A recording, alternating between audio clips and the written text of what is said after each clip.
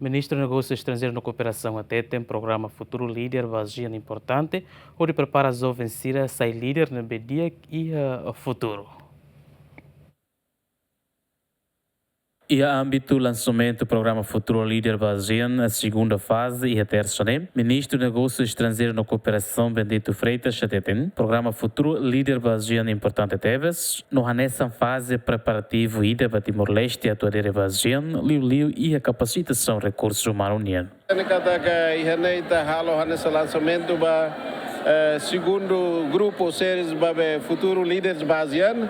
Programa ainda não é que é importante, não é que lá o vice-ministra dos Assuntos Asiánicos, Ministério dos Negócios Estrangeiros e Cooperação, nessa passo preparatório, não é que Timor-Leste precisa de ato bela reforça e tem desenvolvimento quadros, recursos humanos, líderes jovens, líderes para o futuro. Também não é que nesse segundo grupo e vice-ministra basiana Milena Rangel, serviço uma casa de Teves, e o primeiro grupo, não é que é o lançamento, mas tem o primeiro-ministro, agora é nesse segundo, ato bela reforça ali o TAN, jovem Sira, ato participa em encontros importantes para o futuro asianiano.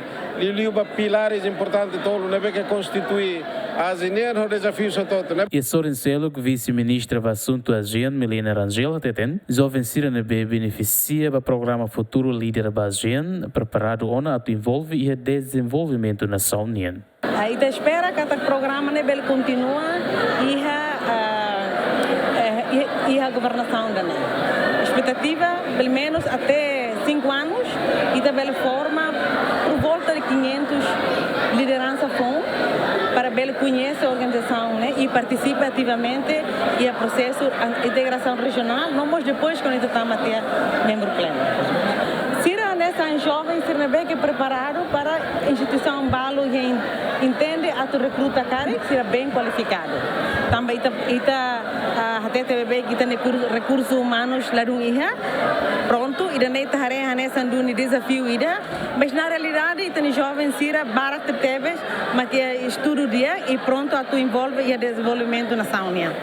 E o programa Futuro Líder ASEAN, o governo se prepara a líder jovem Sira, onde aprende barat com a liderança no ASEAN, o se perito nacional no regional Sira, no reta na experiência e o se visita a nação membro Sira. Simão Simenes, Agostinho da Costa, GMN.